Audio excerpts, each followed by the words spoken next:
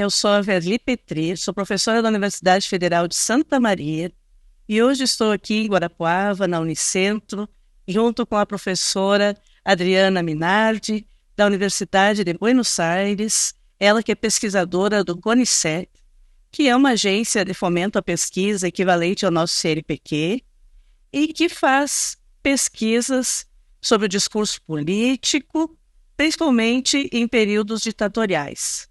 Ela, na universidade, atua como pesquisadora e também como professora de literatura. Então, Adriana, para começar, eu já queria saber, né, junto com o pessoal, um pouco da tua trajetória. Como você iniciou os teus estudos, então, sobre história e memória? E se você iniciou já diretamente com o discurso político, fala um pouco para nós, né, dessa tua trajetória. Obrigado. Muchísimas gracias por estar invitándome al Congreso y a esta entrevista. Es un placer enorme estar en Brasil, es mi segunda vez, nunca había estado aquí. Son, la verdad que, personas maravillosas, me siento muy cómoda. Y bueno, para empezar a hablar de la pesquisa, de cómo iniciamos los investigadores, nuestras researchers, ¿no? Básicamente hay que comenzar, como digo siempre, por lo que es un interés, un problema que no surge de la nada, sino que viene de intereses o de problemas que tienen que ver con nuestra conformación como sujetos.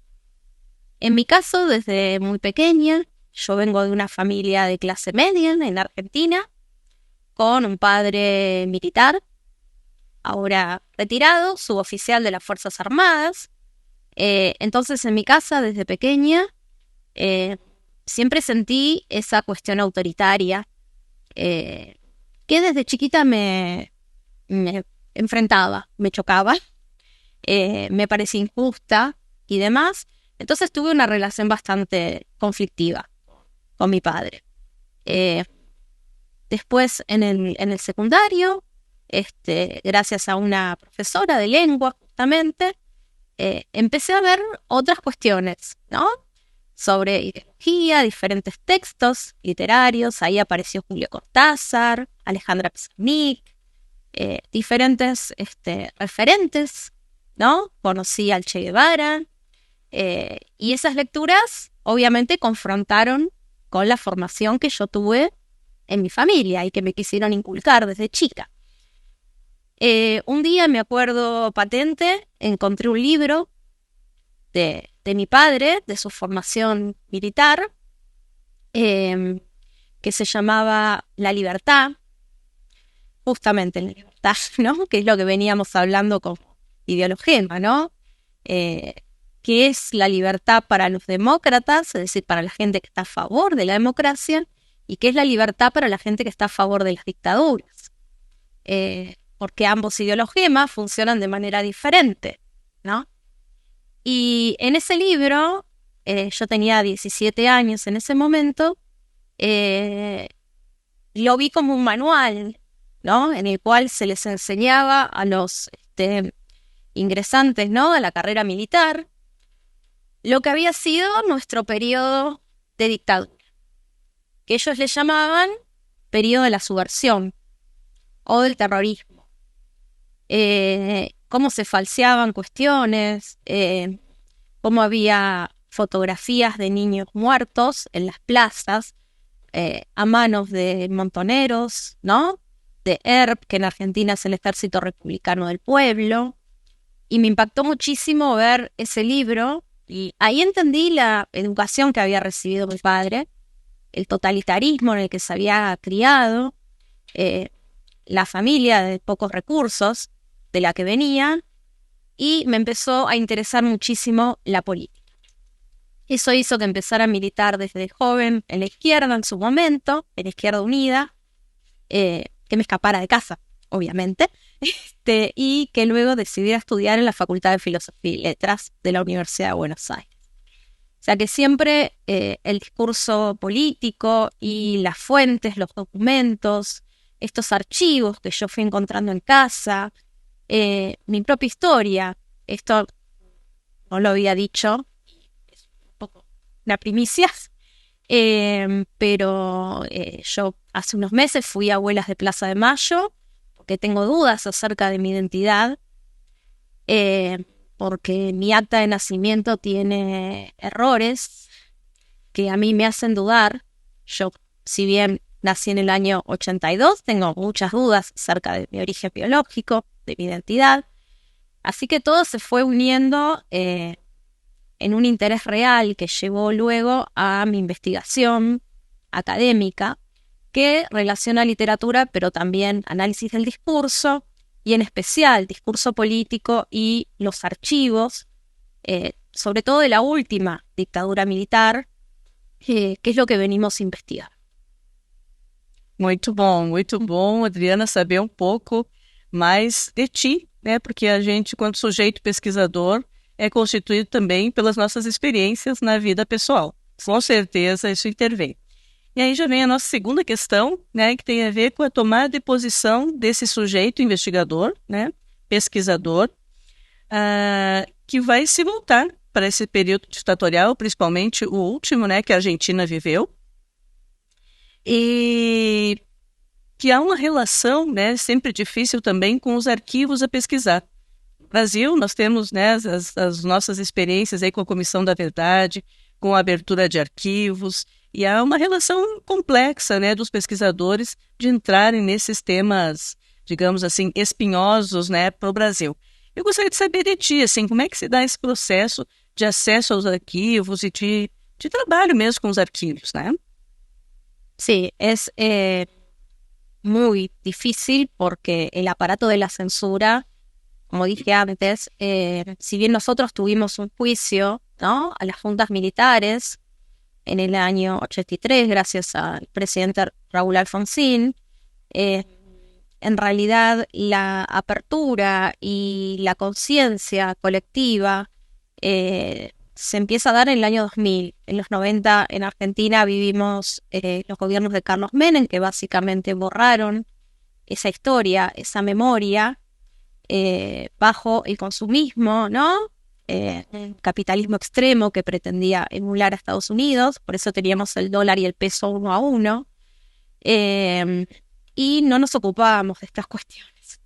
Con el ascenso al gobierno de Néstor Kirchner, no sé si recuerdan ustedes cuando baja el cuadro, ¿no?, de Videla, ¿no?, de los presidentes, da la orden, se pone efectivamente como jefe de mando, ¿no?, que es lo que tiene que hacer un presidente, básicamente, porque es el jefe también de las Fuerzas Armadas, y a partir de ahí, ¿no?, esa cuestión que nos pareció a todos los investigadores y que criticamos como meramente simbólica, no teníamos mucha fe en Néstor, decíamos, bueno, ese gesto simbólico no va a significar nada a nivel de leyes, a nivel de construcción política, es simplemente para la foto.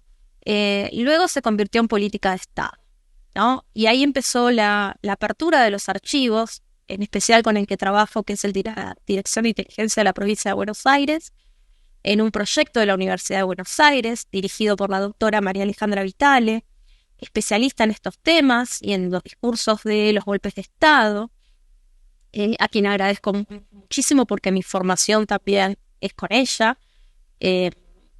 Eso permitió la apertura, pero también el acceso a esos archivos. Y a partir de ahí, tomar, ¿no?, verdadera noción como investigadores de nuestra tarea. No solo estábamos describiendo, sino también tomando posición sobre el presente, ¿sí? Es decir, todos esos actores que veíamos en esas fichas, en esas fuentes, en esos archivos, de alguna manera tenían continuidad en el presente. Una policía que en los 90, por ejemplo, mataba a jóvenes en las cárceles, el famoso, ¿no?, gatillo fácil, y eso nos lleva a repensar también, hay una frase en Argentina, ¿no?, que no importa el botón que lleve, ¿no?, el policía, o no te pongas la gorra, como decíamos en el curso de ayer, que son metáforas que aluden justamente a una caracterización de la policía en términos de autoritarismo, en términos de violencia de Estado, y es algo que viene claramente de nuestra época de dictadura. Eu acho que os países da América Latina estão um pouco vivendo isso, e se a gente for pensar em termos de mundo inteiro, né? Essa ascensão das extremas direitas ganhando força em diferentes países do mundo, né? E ocupando lugares de poder, como aconteceu no Brasil, e que nós estamos reiniciando uma era democrática, e bem diz o nosso lema, né? Uma reconstrução do país, mas sempre inseguros ainda em relação ao que vem por aí por causa da força da extrema-direita. Eu queria te ouvir também um pouco, né, a partir das tuas pesquisas, como é que tu tem observado isso, né, esse quadro mundial, esse quadro na América Latina e as pesquisas que tu tens feito. Se tu quiser falar livremente, estabelecer relação com algum resultado já de pesquisa, eu te gostaria de saber un poco más. Bien. Claramente estas cuestiones que hoy las vemos como violencia de Estado, ¿no? Y la extrema derecha que participa de las elecciones y que hoy participa de las elecciones, pero que esto 40 años atrás lo hubieran resuelto con un golpe de Estado. Hoy hablamos de golpes de mercado, ¿no? Es decir, estos grupos de derecha, de alguna manera, si bien no usan las fuerzas militares, sí usan la fuerza económica. O esta idea del candidato que tiene plata y entonces no nos va a venir a robar porque ya tiene plata. Bueno, no, es un aliado del mercado, justamente, como nosotros aprendimos, ¿no? Es decir, quien llega generalmente suele representar a la clase a partir de la cual llega. Entonces es muy raro que alguien que venga de clase media alta o de clase alta pueda representar a los sectores populares, porque no tiene esa conciencia de clase, tiene otra conciencia de clase. Esto claramente viene de nuestras huellas europeístas, ¿no? Latinoamérica siempre o está mirando a Estados Unidos o está mirando a Europa. Toma esas huellas, intenta imitarlas, ¿no? Ya sea a partir de las dictaduras, Videla tomando como ejemplo a Mussolini, a Hitler, a Francisco Franco. Eso se ve muy claro en, por ejemplo, las metáforas que usan sus discursos. Hay algo que es muy clave, que son estas metáforas que se usan, que son de la enfermedad, ¿no? El comunismo viene a enfermarnos, viene a inocularnos un virus, hay que salvar a la patria. Las metáforas católicas también, ¿no? Es decir, emprendamos una cruzada contra el enemigo externo. Nosotros en el congreso que hicimos ahora, con la profesora Berlí, con la profesora Clesí, hablamos mucho acerca de la construcción del enemigo interno, que ya no es el externo, ¿sí? Es decir, necesitamos construir un enemigo porque de esa manera nos legitimamos como grupo, ¿sí? Entonces hay muchísimas relaciones, pero Latinoamérica sobre todo tiende a imitar, a tomar como modelos, a ser eco, ¿no?, de estos referentes, ya sea de Estados Unidos, cuando hablamos de evolución, ¿no?, de progreso, de civilización, de lo que queremos ser, ¿sí?, o ya sea de Europa, sobre todo para la calificación y la estereotipación de lo que debe ser un dictador.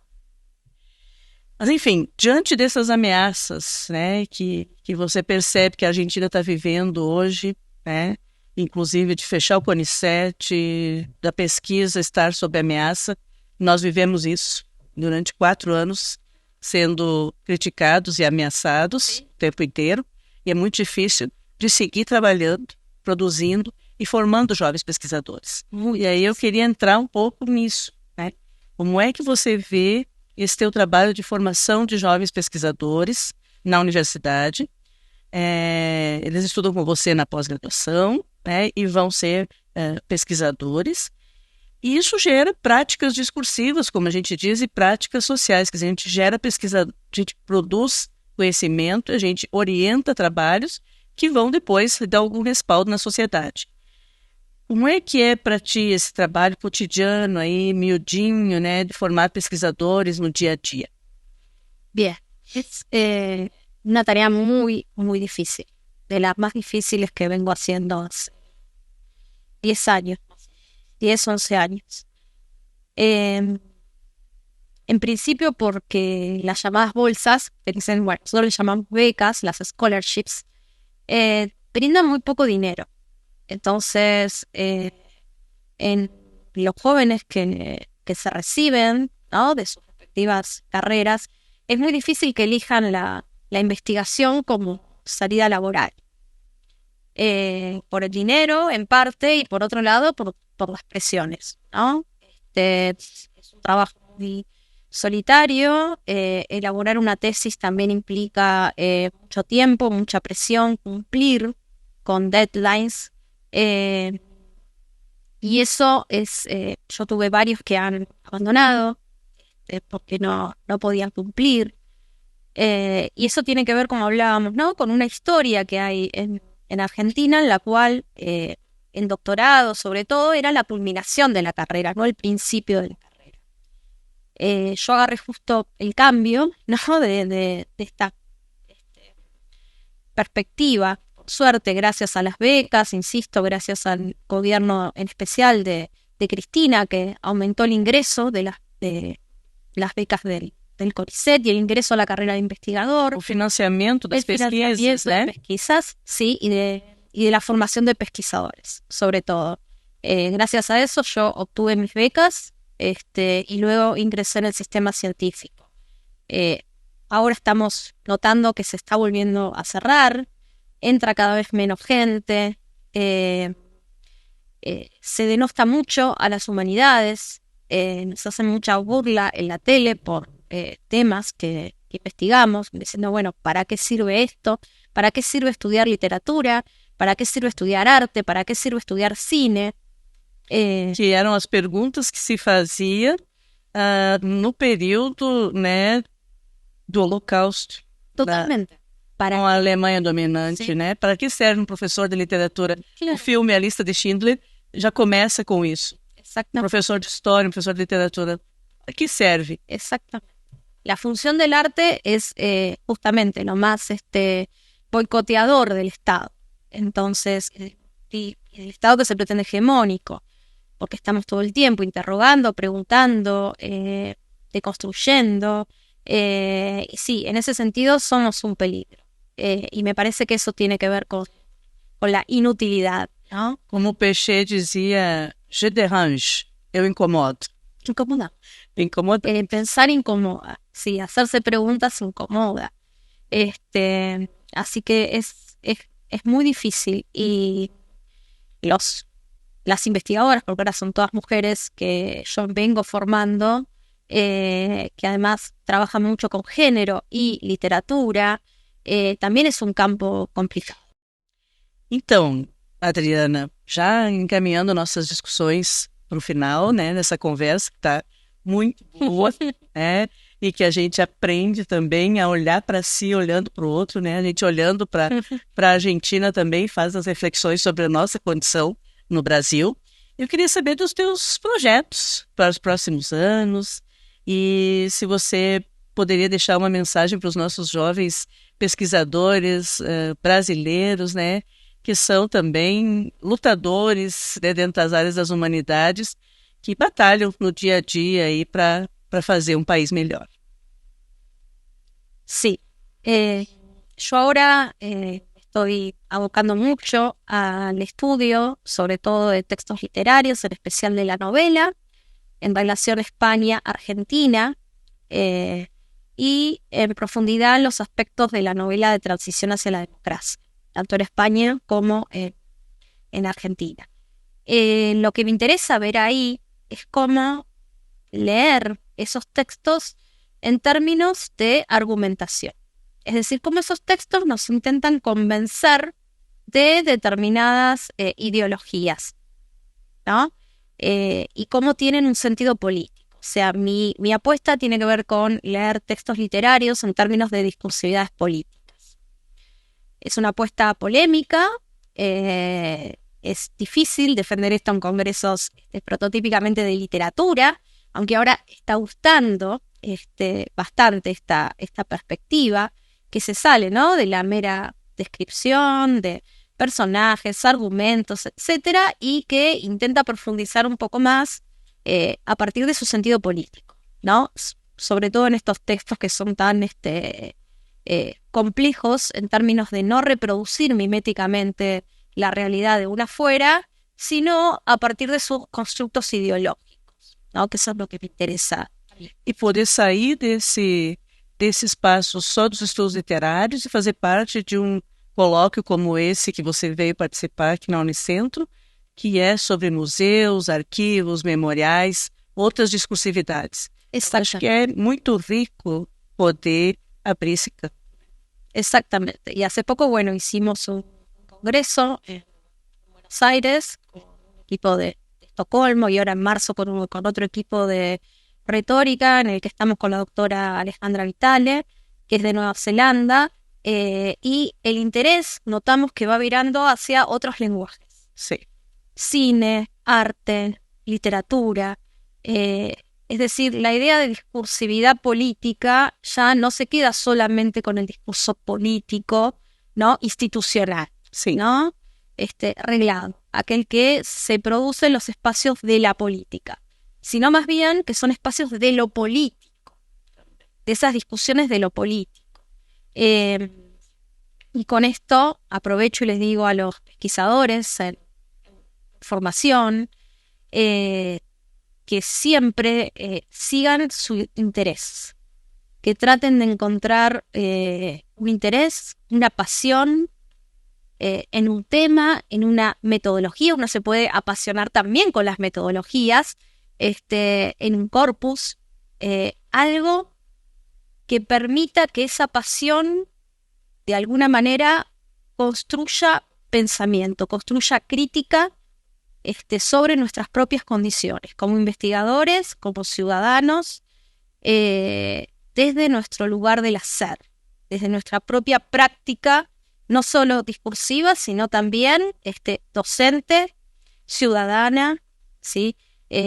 Una vez que eso se resuelve, yo creo que, bueno, fue mi caso durante muchos años. Yo he ganado muy poco dinero, he trabajado gratis en la universidad durante 5 años, el famoso ad honorem, pero creo que jamás fui tan feliz en mi vida como cuando estaba en esos espacios de discusión, libre además, porque al estar sin sueldo, digamos, podía sentirme mucho más libre sin tener que llenar formularios, informes, etcétera, que es lo que básicamente ahora me lleva mayor tiempo como investigadora, ¿no?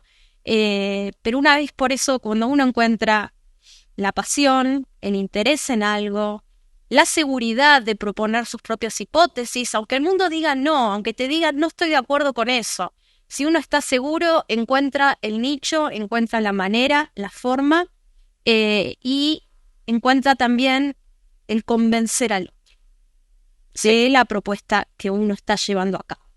Eso es lo principal. Sigan los deseos y los sueños en esto. No sigan el dinero.